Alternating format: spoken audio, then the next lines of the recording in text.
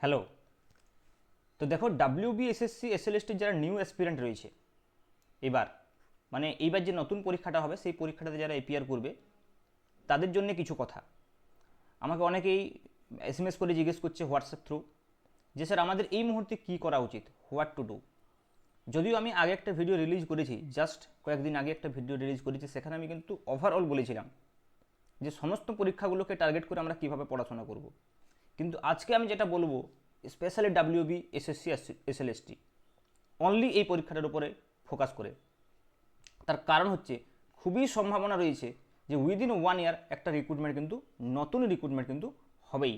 ওকে, তো চলো আমরা একটু জেনে নিই বিষয়টা যে কিভাবে এই একটা বছর তোমরা প্রিপারেশন করবে। তো আমি দুটো একসঙ্গে বলবো, একটা হচ্ছে 11-12 এবং 9-10, ডাব্লিউবি এসএসসি এসএলএসটি। তোমরা সবাই জানো যে দুটো দুটো লেভেলে তোমরা এপিআর করতে পারো। তার সঙ্গে সঙ্গে আপার প্রাইমারিও রয়েছে। আপার প্রাইমারিতে তো সাবজেক্টের খুব একটা বিষয় এখনও বলেনি। নর্মাল যে সিটেটের সিলেবাস হয় বা পুরানো যে সিলেবাস ছিল সেটাই রয়েছে, সেটা সম্পর্কে আমি এই ভিডিওতে ডিটেলস ডিসকাস করছি না।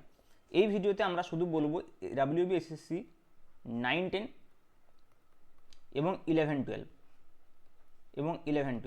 মানে যেটা পিজি আমরা বলে থাকি। এখন দেখো, এইখানে আবার দুটো বিষয় রয়েছে, একটা ফিজিক্স এবং কেমিস্ট্রি স্টুডেন্ট, মানে আমি বেসিক্যালি 9-10-এর ফিজিক্যাল সায়েন্স নিয়ে বলবো। 9-10-এর ক্ষেত্রে যেটা হবে সেটা হচ্ছে কি ফিজিক্যাল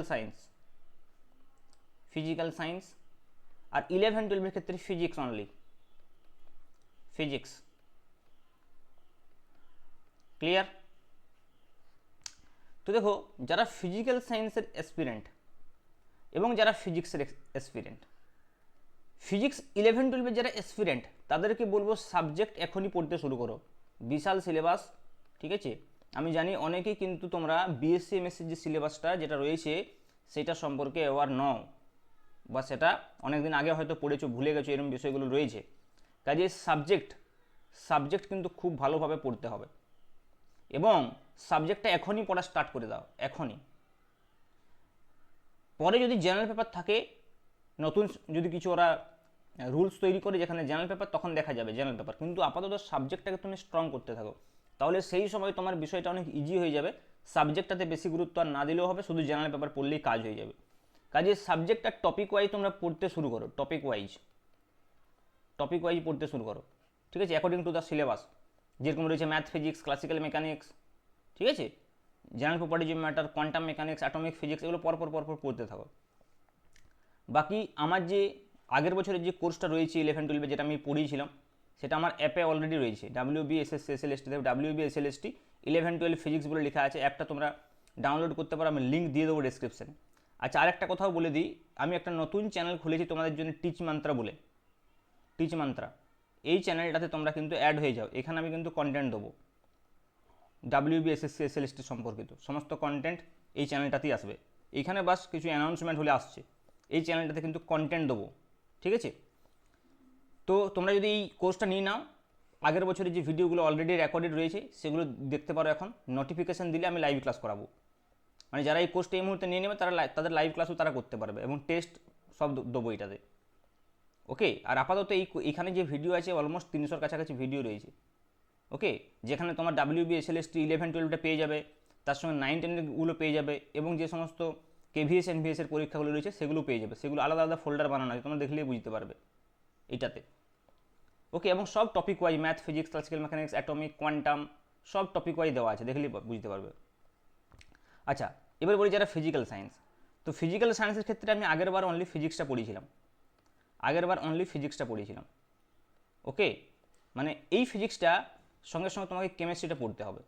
তো এইখানে আমি একটা কথা বলবো, যে যারা মনে করো ফিজিক্সের স্টুডেন্ট, তারা কিন্তু কেমিস্ট্রি পড়া এখনই শুরু করে দাও, এবং যারা কেমিস্ট্রি স্টুডেন্ট তাদেরকে বলবো ফিজিক্স পড়া এখনই শুরু করে দাও। 11-12-এর ফিজিক্সটা পড়লে হবে। 11-12 বলতে যেটা আমাদের বোর্ড এক্সামের 11-12, কী বলছি বুঝতে পারছো?